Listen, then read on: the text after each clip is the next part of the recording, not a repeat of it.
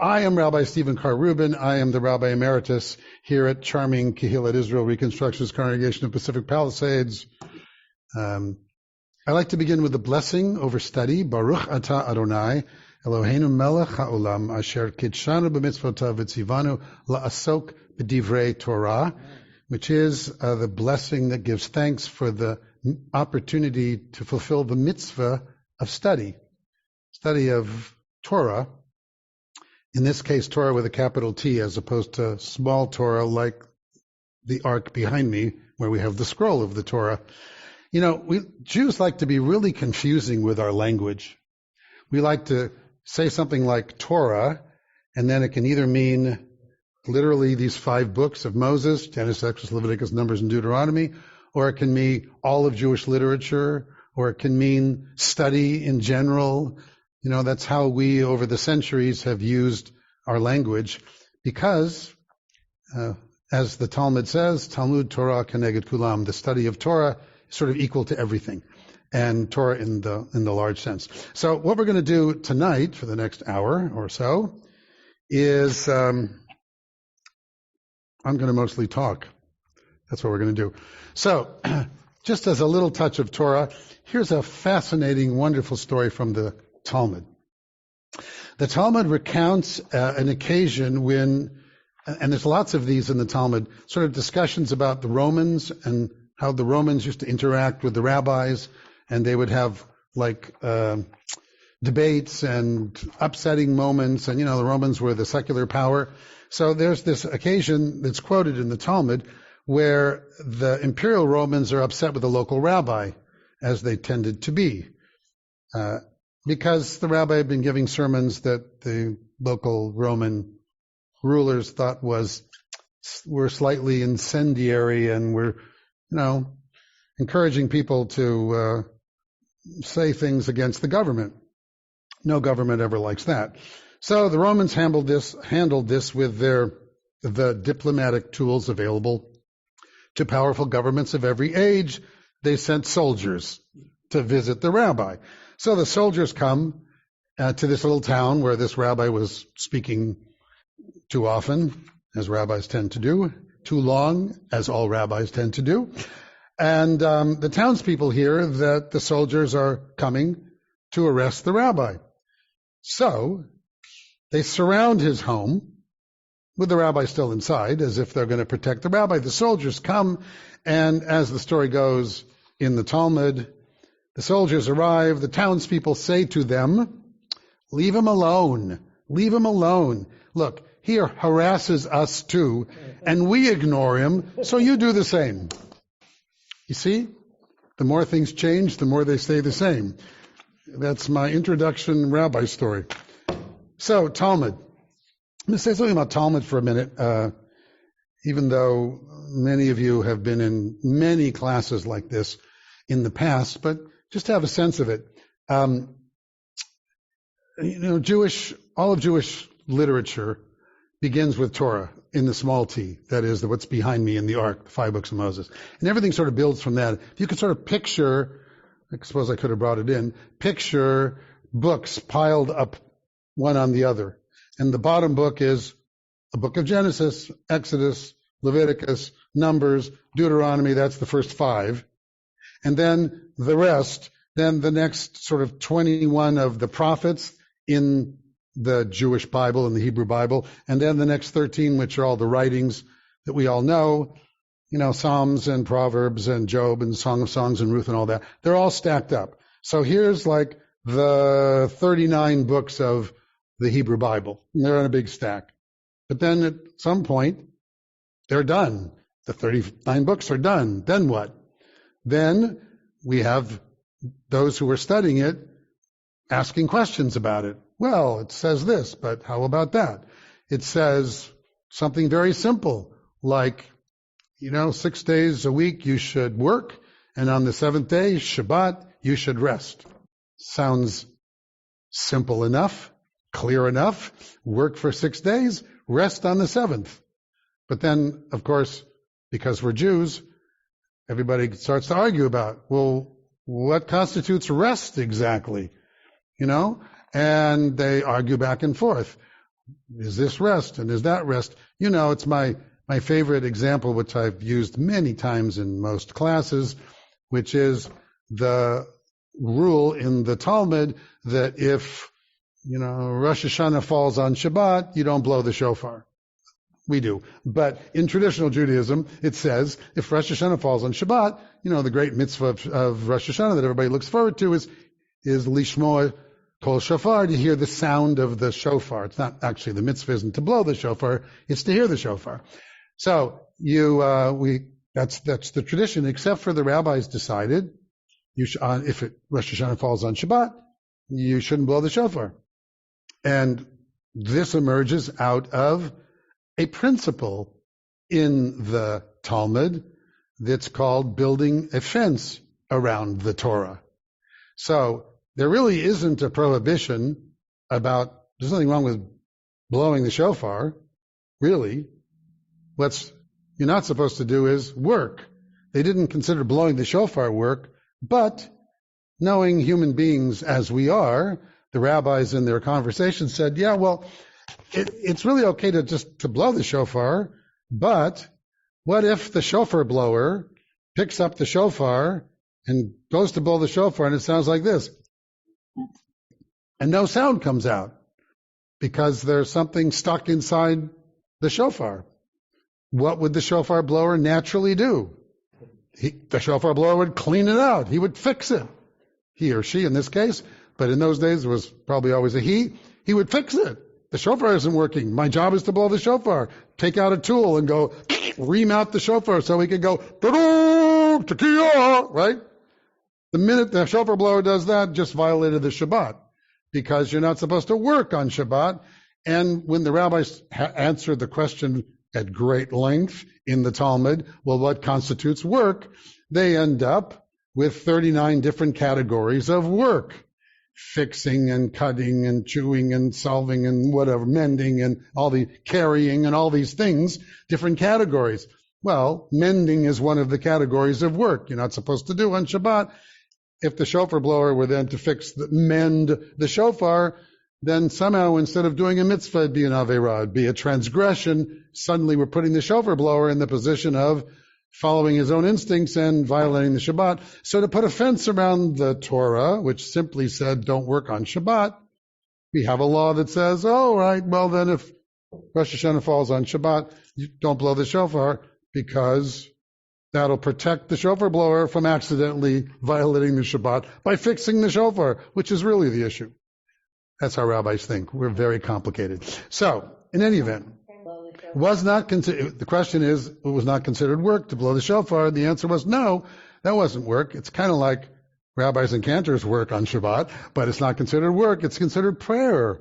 It's considered leading the congregation in prayer. That's not work. We never work. This follows along that famous statement that everybody makes: do what you love and you never work a day. And if you're a rabbi, this is what you do, and it's never work. I never worked ever. Anyway, yes.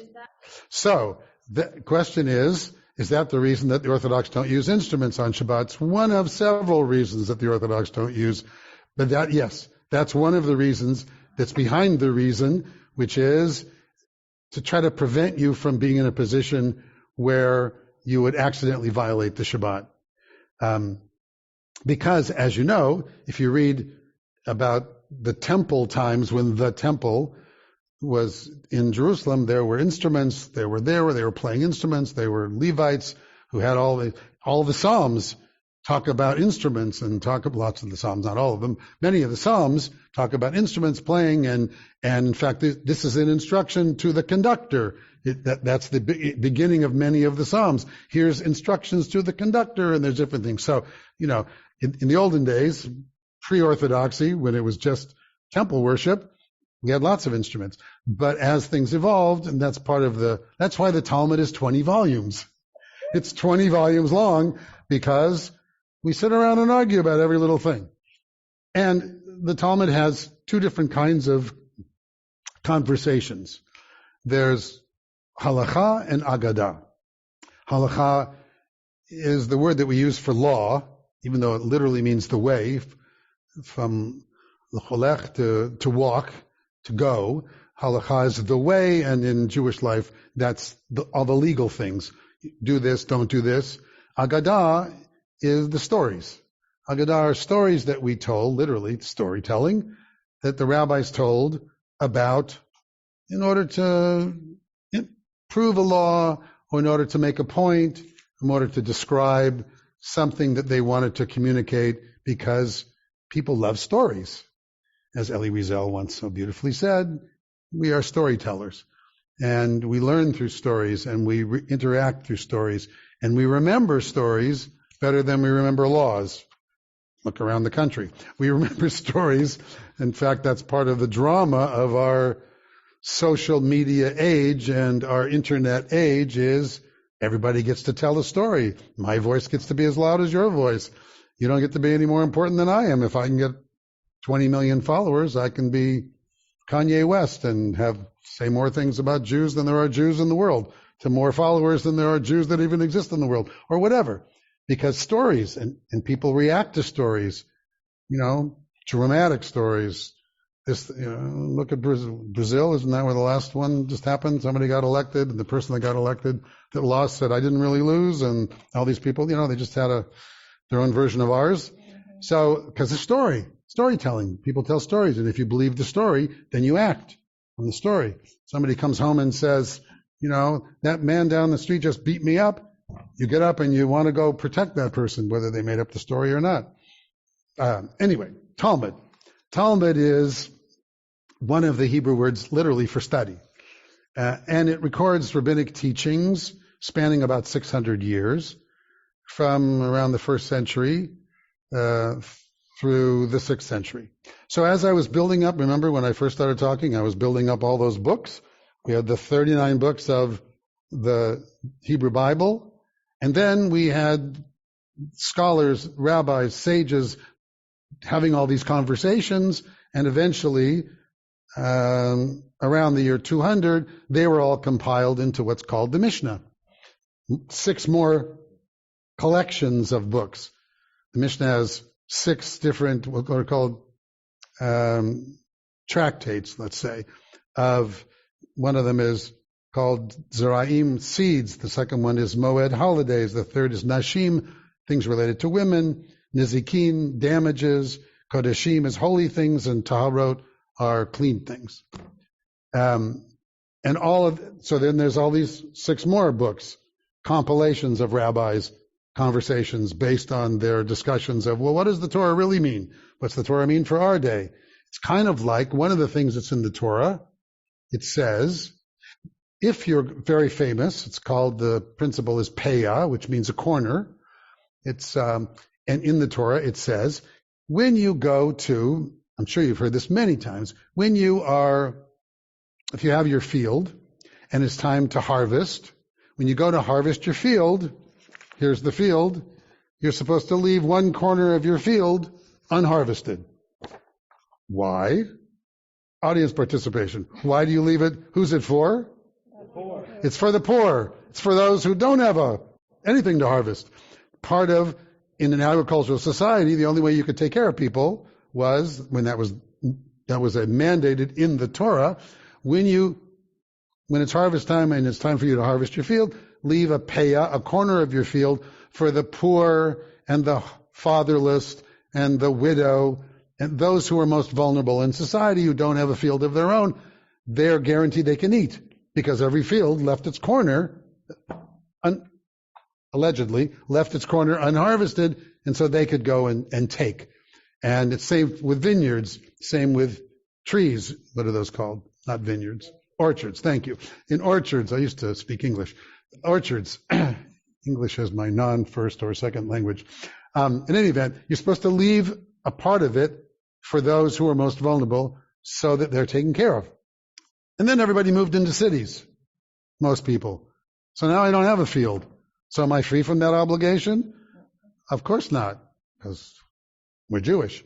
So instead, in the conversation of the rabbis of, now we're all living in the city, but I don't have a field, so what am I going to do with that commandment to leave a corner of my field for the poor and the widow and the fatherless and the homeless? What am I supposed to do? And so they did what was logical. They said, well, what percentage of that farmer's income do we think this corner represented? Maybe up to 10%, and therefore you should give up to 10% of what you make, that's tithing, as a tzedakah. And in cities, we created funds for the poor. Ultimately, we ended up with Jewish federations. We ended up with all these tikkun olam projects and things that people do to help, and homeless shelters and food banks. We are very proud here at KI that we are the single largest donor to the West Side Food Bank every year because of our holiday food drive. But that's what Talmud is about. It's about, essentially, after we had those 6 books of the Mishnah, then that was fixed. And then, of course, since we're Jewish, we kept talking for the next, 400 or 500 years. And all of the conversations that but how does this relate to me now? And how does this relate to me then? And what about this situation? What about that situation? Ultimately got written down in 2 different places, in Israel, in what's called the Jerusalem Talmud, and then even bigger in Babylonia, in what most people think of as the Talmud, which is the Babylonian Talmud, where we had these seminaries of sages getting together and wrestling with these issues of everyday life, issues that I mentioned in the 6 books of the Mishnah, things related to holidays, things related to everything daily life, things related to civil disobedience, things related to civil courts and criminal courts, and who's responsible if someone's walking in front of your house and they trip and fall. Are you responsible? Or if they're walking and something falls out off of your balcony and hits them, are you responsible? What were you responsible for before that to protect them? All these things are the kind of conversations that took place in the Talmud, because the Talmud was a kind of an ongoing conversation about everyday life and how the Torah in its original form might inform whatever era people were living in at the time. So, one of my favorite stories from the Talmud. It was a custom, according to the Talmud, to consider that the purpose of marriage was procreation. The primary purpose of marriage in certain periods of Jewish history, much of Jewish history, was procreation. Procreation is the very first mitzvah in the Torah. The very first mitzvah, God says, according to in Genesis, Pru, Ervu, and Melo et haaretz, be fruitful and multiply and fill up the earth with us. We've done a pretty good job of filling up the earth with us. We got how many billion, almost 8 billion or something now, people out in the earth. So it was understandable in every era in the past to consider that the primary mitzvah of getting married was procreation. And so it became a custom that if a couple was not able to have children after 10 years, for some it said 7 years, 10 years, that it was appropriate to get divorced and find another partner and try to procreate and fulfill that mitzvah, because they clearly weren't able to fulfill the first mitzvah of being fruitful and multiply. So there's a story in the Talmud, absolutely one of my favorite stories, that there was a couple, loved each other, lived together, very unsuccessful in having children. And after 10 years, they finally went to Rabbi Shimon Bar Yochai, one of the leading rabbinic scholars of the Talmudic era, and said, I guess it's time for us to get divorced and separate, because it's been 10 years and we haven't been able to have any children. So the rabbi said, well, I tell you what, just as you began your marriage with feasting and drinking, celebrating, you should do the same before you part. So go home, have a celebration with each other, and then I'll grant you a get. I'll grant you a divorce. So with mixed emotion, because they did love each other, this couple does what the rabbi says. They go home for the last day of their marriage, and while they're eating, the wife makes sure to continue to pour one cup after another of wine to her husband, and as he is feeling the effects of, in a positive way, of his drinking, this is not an AA meeting, he says to his lovely wife, whom he loves, "My dear, look around the house. Before you go back to your father's house," which is where she was going to go, "and move out of our house, I want you to choose one thing in the house that's your favorite thing, that's most precious to you, so that you can take it with you to your father's house." She says, "Okay, I will think about that and do that." She continues to ply him with wine until he falls asleep. And the minute he falls asleep, she says to her servants, because they have servants, "Quick, load him into and his bed and carry that bed to my father's house." So the servants do, and when he wakes up the next morning, he looks around and he says, "Where am I?" And she says, "You're in my father's house." And he says, "What am I doing here?" And of course she says, "I did exactly what you told me to do. You instructed me to take the best thing that's most precious to me in this house to my parents' home, and there's nothing in the world more precious to me than you." Real in the Talmud story, don't you love this? I almost start crying every time I say it. Realizing, that's why it's one of my favorite stories, realizing that that's the most important thing to them. They didn't ask for the divorce, and they both went home together and lived the rest of their lives together. Without the mitzvah of pruervu, but the mitzvah of loving each other was, they decided, even more precious than that. So it's those kinds of things in the Talmud that I love. And there's also the sort of drier, which I don't love so much, so I'm not even going to talk about them. So, but here's the thing. How did we end up with all these conversations?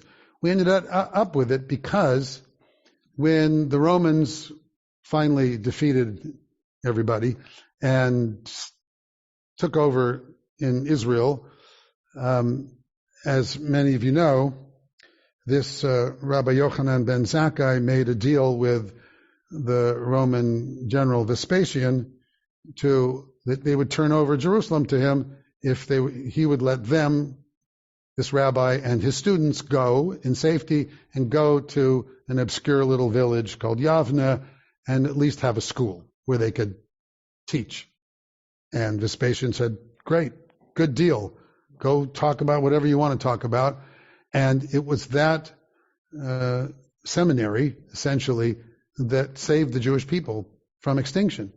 Because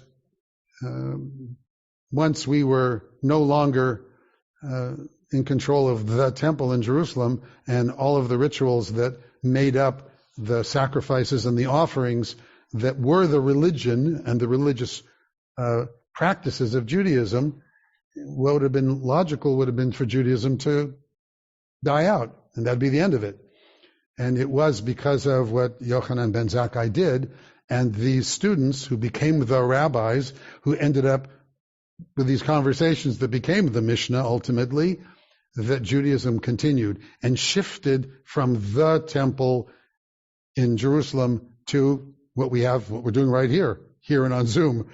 Temples, that is, congregations, Beit Tefillah and Beit Knesset, houses of worship, houses of gathering, houses of study, Beit Midrash, that kept Judaism alive. We evolved. That's why the founder of Reconstructionist Judaism, Mordecai Kaplan, was so on point when he defined Judaism as the evolving religious civilization of the Jewish people. Because he looked at the history of the thousands of years of Judaism and said, why are we still here? How is it that we are still around? We, now 15, 16 million, it depends on who's counting and who raises their hand and says, I'm Jewish. Out of 8 billion people, we're this teeny little group. We should have been wiped out 1 million times, over and over again. And we're still here. But we're still here because of moments like what we're doing right this minute. We're still here because we have Torah study every Saturday, in fact, every Friday and every Saturday, because that little scroll behind me with those little 5 books of Moses that were written thousands of years ago, in our minds, in the Jewish mind, is a living document. It's not an ancient text back there. It's a living document. And it's the living document that created these ongoing conversations that become ongoing stories that keep us alive, which is why the Hebrew poet Echad Ha'am so famously said, more than Jews have kept the Shabbat has kept Jews and Judaism, because it's in the keeping of our holidays and our way of life, no matter where we were scattered around the world, that kept us alive. And mostly it's in having ongoing conversations. It's hard to have conversations when we're both on Zoom and in person, which is part of the challenge of doing this, because I don't like talking for an hour. I'd much rather have everybody else talk. But I'm a rabbi, I can talk forever. So, let me think about where I'm going. Enough of that. So, let me give you a great example. You're going to love this if you've never heard this. This is how the Talmud works. Ready? Thomas Jefferson told Abraham Lincoln, "I do not think that the framers of the Constitution had it in mind to prohibit slavery." To which Lincoln answered, "I cannot conceive that they did not expect ultimately to prohibit slavery." And then John F. Kennedy interrupted, "Mr. Jefferson, you are correct in theory, but Mr. Lincoln, I think you are correct in practice." Okay, that sounds like a ridiculous conversation, don't you think? That's the Talmud. That's exactly how the Talmud works. Editors of the Talmud essentially cut and pasted snippets of teachings from 500 years of conversations and commentary. Sometimes those conversations actually took place. They were people living at the same time. And sometimes they were teachers from different countries in different centuries, as if they were having a conversation just like my conversation with Jefferson and Lincoln and Kennedy. And that's what it looks like. Those of you on Zoom can't see because, unfortunately, you can't see. You're too far away. But this is what a page of Talmud looks like for those of you who are here. And what it looks like is there's text in the middle, and in the middle first it's Mishnah text, that's that stack, and then it's Gemara, which is more teaching, commentary, and then all around the edges are all kinds of more commentaries, which are the cut and pasted of people in different centuries across the world. Over here it's Rashi from the 11th century, and over here it's someone from the 16th century, and over here it's someone from the 18th century, and over here it's someone from the 17th century, and they're all as if they're in conversations with each other. That's what makes reading the Talmud such a challenging and interesting experience. Not only that, it's in 2 languages, because the Mishnah part is in Hebrew, because that's how it was written, and the Gemara part is mostly in Aramaic, which was the next iteration of language, kind of the Jesus time language that everybody spoke. We all know Aramaic, because whenever we say Kaddish, that's in Aramaic. Sounds Hebrewish, and it's mostly Hebrewish, but not exactly Hebrew because it's Aramaic, which is a cognate language of Hebrew. So we have some things that we still do in Aramaic, even in our normal prayers, like the Kaddish, but most things are in Hebrew. And in fact, the Kaddish is in Aramaic because it was the language of the time when it was written, and at the time that it was spoken, the rabbis, and included in services, the rabbis wanted to make sure that everybody understood it, so it was the language in which they understood. Most people don't understand Aramaic anymore, but we still have it. And in fact, the Kaddish, as some of you probably know, the Kaddish didn't originally start out as a prayer about mourning or grief. It, in fact, has a couple of different origins, one of which was that it was a tribute to the teacher at the end of a class. It was Kaddish de Rabbanan, it was called, because there's several different versions of Kaddish. And one of them was the students would essentially praise the teacher in flowery language for their hour of teaching. And then when the teacher died, those students would recite the Kaddish in his memory, because that's what they would do to honor the teacher at the end of every one of his classes. And ultimately, the Kaddish evolved into a generic prayer that we say for mourning and for grief, even though the words of the Kaddish, as you've heard a million times, say nothing about sadness, grief, or loss, but magnified and glorified and sanctified is the power that gives us the ability to be here with each other. So, in any event, Talmud is wonderful because it's like juggling. You're juggling all these names and comments and commentaries from people across hundreds of years, all contributing to the same conversation. And we don't have Talmud anymore, but we certainly have all these conversations going on all the time. And we continue to build on what I would call contemporary rabbinic literature, which is all of our conversations. We have Torah study every week. We take the same words, and every time you read it, you find something personal, new in it. When I had the privilege of writing my Torah commentary book, The Year with Mordecai Kaplan, the thing that made it fun to write for me was that my commentary on each of the Torah portions got to include a personal meditation, a personal commentary about how this relates literally to me, Steven Carr Reuben, and my life and my family and my history and my work as a rabbi in a community, to take a sentence from the Torah and that's thousands of years old and bring it into the everyday of our lives. So, one of the things that the Talmud talks about that is something that I do every single morning. You can't see this either when you're on Zoom, but these are morning prayers.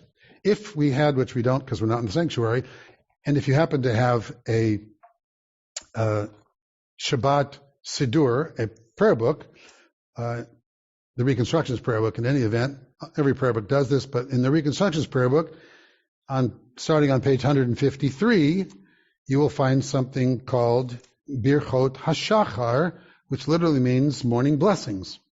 It has been our tradition from Talmudic times, I'm going to share what the Talmud tells us to do about it, to recite a series of one-sentence blessings in the morning as a kind of a waking up. It says in the Talmud, in the tractate called Brachot, which means blessings, it says when you hear the sound of the rooster, okay, raise your hand if you hear a rooster in the morning. Anybody ever hear roosters anymore? See, it depends on where you live. Most people around here never get to hear roosters anymore. When we wake up in our house, we mostly hear the sound of, never mind. Well, eagles. We hear the sound of eagles in my family. Why? Because my wife, who's on the Zoom, is obsessed with watching the eagles up in Big Bear. If you haven't seen this, by the way, she just laid an egg yesterday. Did she lay one today? She laid the egg yesterday. Yeah, it's very cool. Anyway, so if you haven't seen this, go to, what is it called? Live Big Bear Eagle Nest or something like that.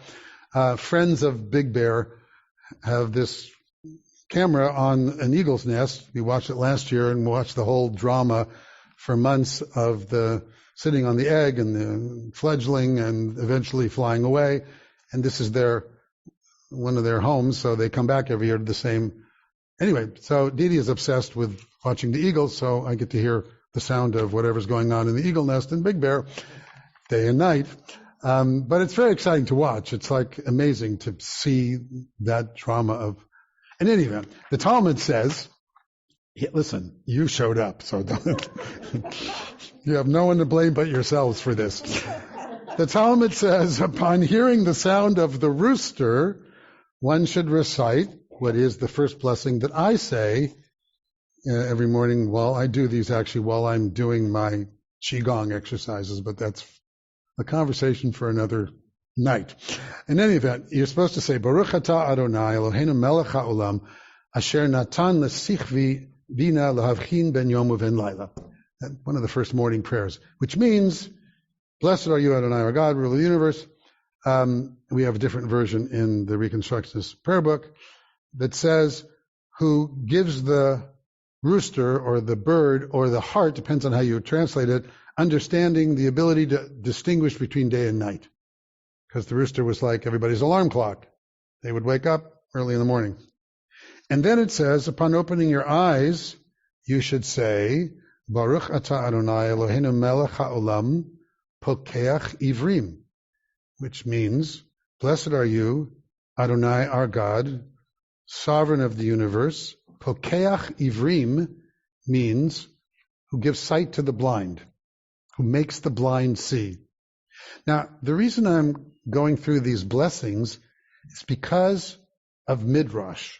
That is, because of the story versions of the Talmud. This is both halacha and agadah.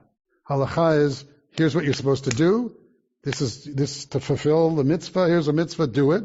And agadah is, why should I do that? Basically. So the mitzvah is recite these blessings. And the agadah is, what does it mean to you? To me, that's how I read it. So every morning when I recite these, I do this version because I like it. And every time when I say, Pokeach Ivrim, who gives sight to the blind, I think of something like, I'm acknowledging that mysterious power of enlightenment. That somebody reads something and goes, I never thought of that. Now you could be literally give sight to the blind, as in, healers. I never quite got that good of being a faith healer. Although I do have faith, but I'm not exactly a faith healer. But who gives sight to the blind could mean, what else could it mean? For those of you who are in the room, because I can't really see the Zoom because it's too far away for me to read what anybody would write. What else could give sight to the blind mean? To enlighten somebody. To be able to see things as they are, as opposed to as they aren't. Or to see things through God's eyes. To see things through God's eyes. To try to see the world. We all have our own particular lenses through which we see the world.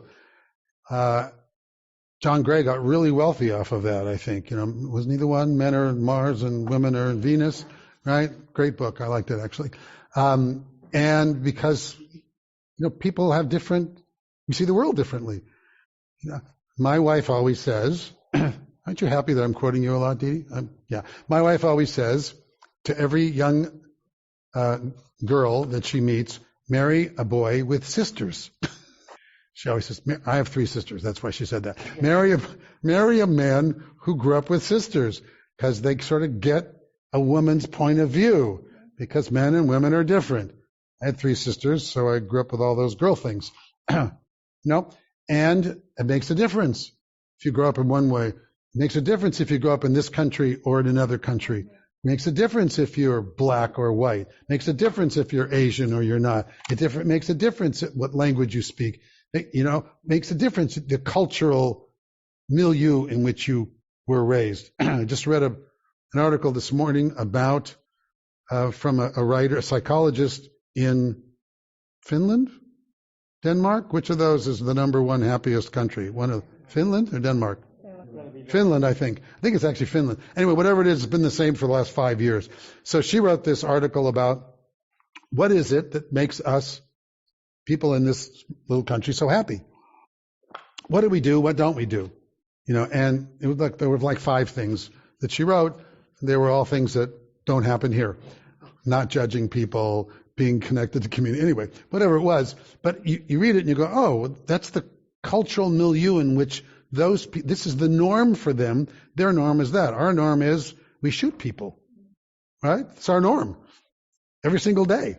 I think last year we had more mass shootings than we had days of the year. It's like, seriously? But hey, that's what we do. So, Pokeach Ivrim, every morning when I say, thanking God for giving sight to the blind, I am praying that people who are misled by misinformation will have their eyes opened and go, oh, what was I thinking?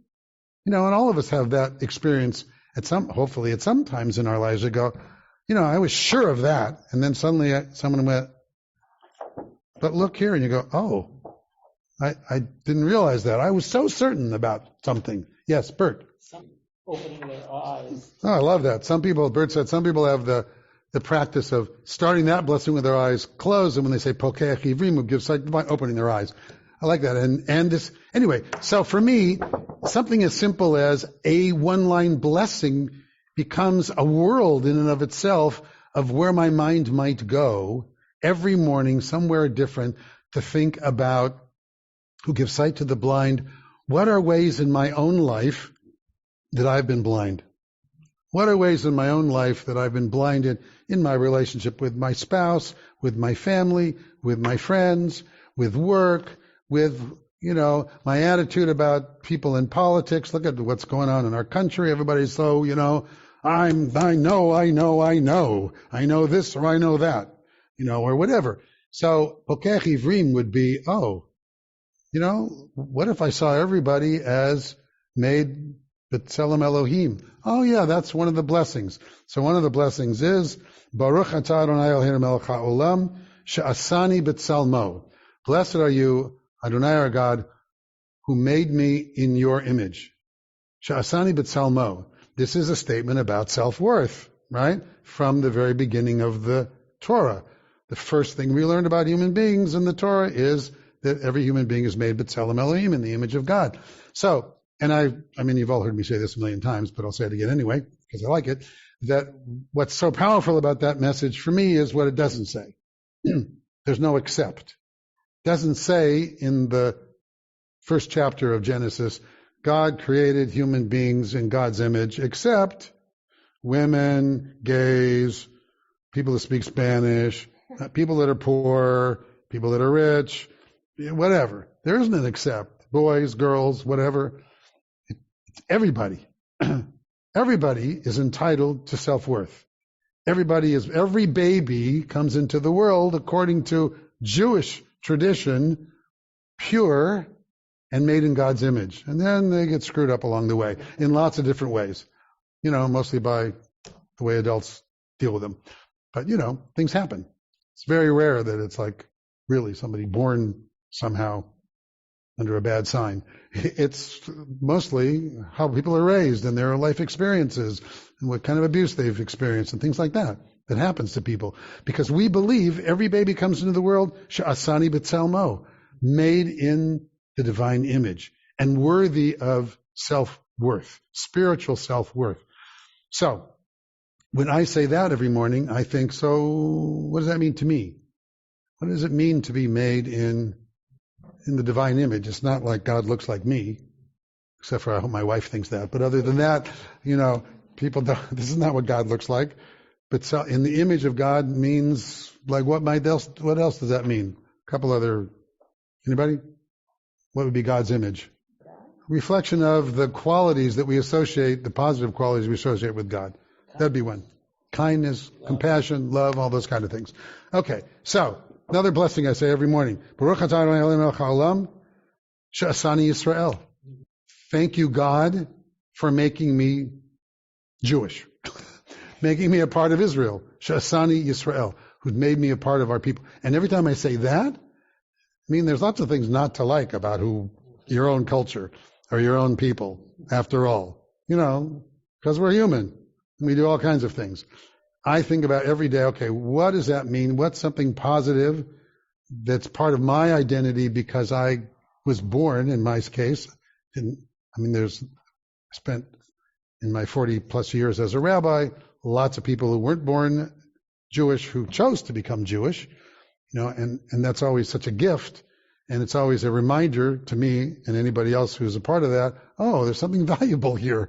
Someone's willing to choose this when they don't have to. Even with anti-Semitism and all the things that go on, they're choosing this. So for me, it's an affirmation of, oh yeah, what are some of the things that to me make it valuable to be that? I say the next prayer, Baruch atah Adonai Eloheinu melech haolam, she'asani ben chorin. Thank you, God, for making me free. Ben chorin means a free person. Freedom. Like how easy it is to take for granted my own freedom. Free to be me, free to do whatever, free to do this, free to not do this, free to travel. I grew up in a world of so many freedoms that I take it for granted.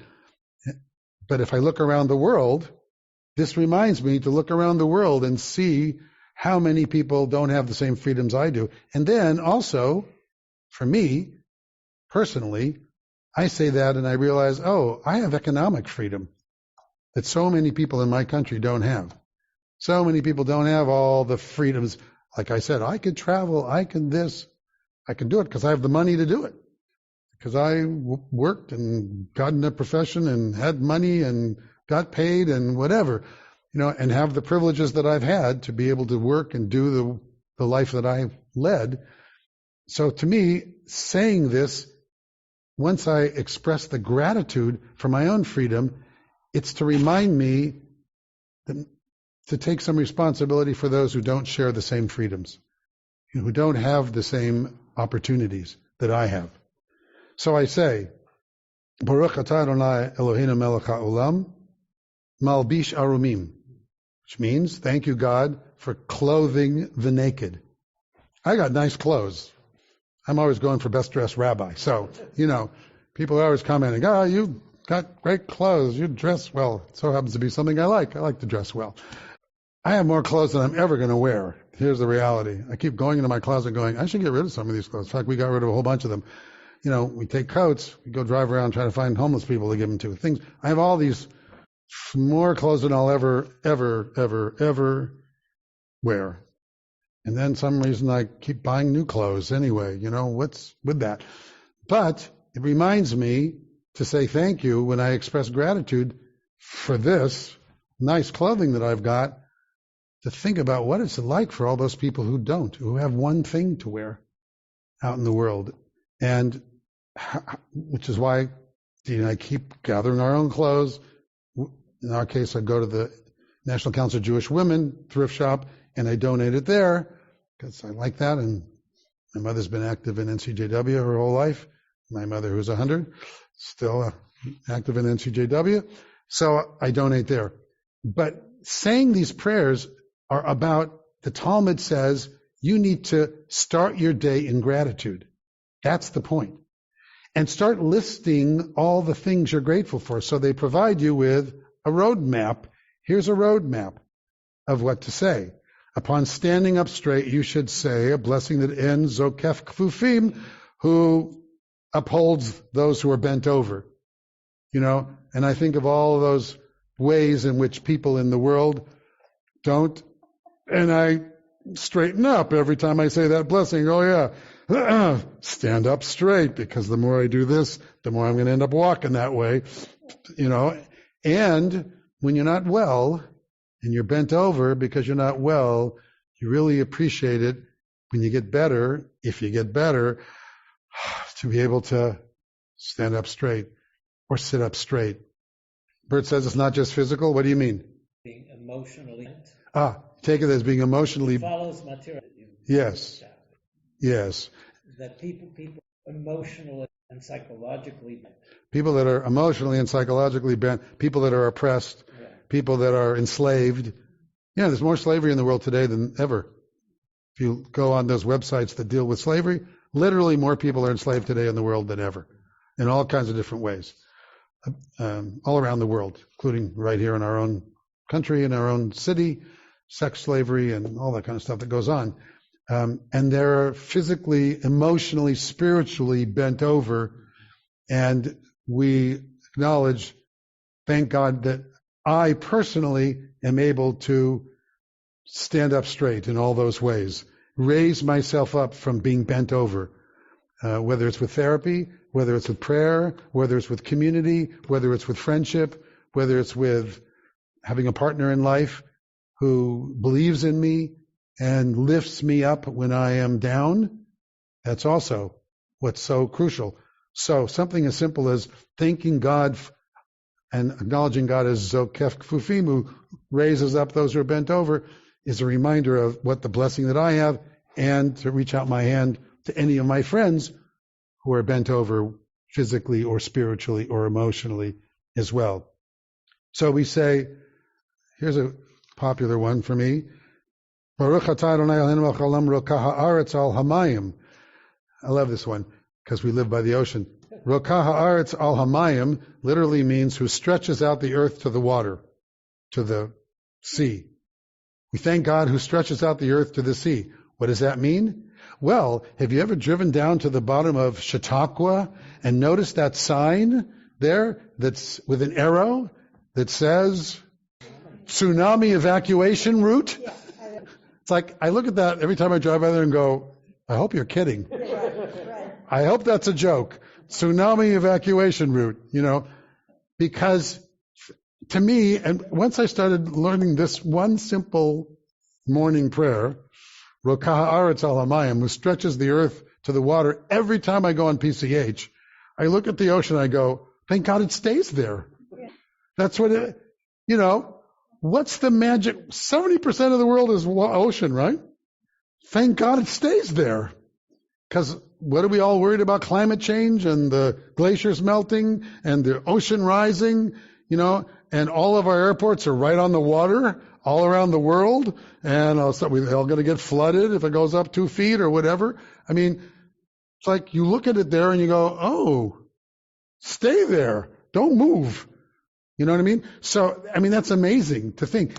All from a little one-line prayer that our ancestors commanded us to say, Rokah haaretz al hamayim, to have this amazing appreciation for the miracle of our everyday lives that we take for granted. Oh yeah, there's the beach and there's the ocean. Not so much. Do you see what was on the news in the last couple of days? The flooding here, the sinkholes that open up. It's like, we are so unprepared. We're all complaining that there's a drought, and we're totally unprepared for it to not be a drought because we have no sewers anywhere. So the minute it rains, we flood.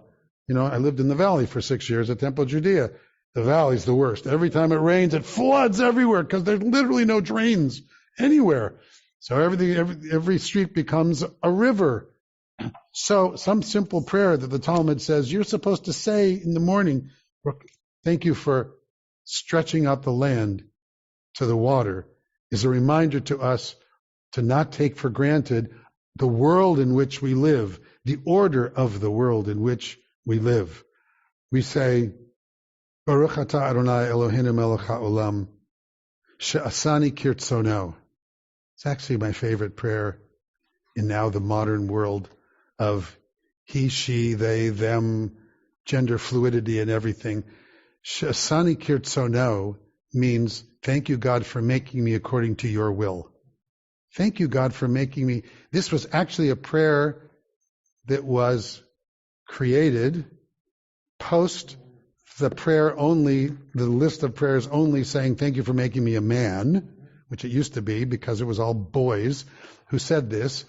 And it didn't say in the Talmud, women should say, thank you for making me a woman. So instead, they created, thank you for making me according to your will, for women originally. For me, I say it every morning, along with thanks for making me a boy, because I like who I am. I want to affirm my own personness. And then thank you according to making me kirtzono, according to your will, because we're all different. We all have different intellectual abilities, emotional abilities, strengths, weaknesses, challenges, health issues, whatever. Some of us are dyslexic, some of us are this, some of us are that. And if we, instead of looking at, I need to be a supermodel, If I don't look like a supermodel, I must not be an attractive person, or I should look like Arnold Schwarzenegger, or I should look whatever. Should have more muscles or less muscles, or be taller, or be thinner, or be this. That's why I like Lizzo. Lizzo, man, she's like my favorite these days. Big girls. It's like, be who you are. Celebrate who you are. It's like we are in an era in which people more and more are willing to say, hey, this is who I am. This is how God made me, quote, in quotes. This is how I am. It's got to be okay, because this is who I am. That doesn't say in the first chapter of Genesis, God made everyone in God's image except those who don't look like somebody. Didn't say that anywhere. Everybody. You get to be who you are. You get to say, thank you for making me according to your will, as a celebration of your own selfness, who you are. That who you are has inherent fundamental worth, whether you're big or small or tall or short or white-skinned or black-skinned or some other colored skin, or what language you speak or what religion you are. It's the height of arrogance to think anything else, right? And that's one of the things that's so precious about Judaism. I'm going to end, actually, because I'm only going to do this for an hour. So, this is kind of my introduction. For those who are going to show up next month, it's going to be more stories, actual stories of Midrash and Talmud that I like, my favorite stories. So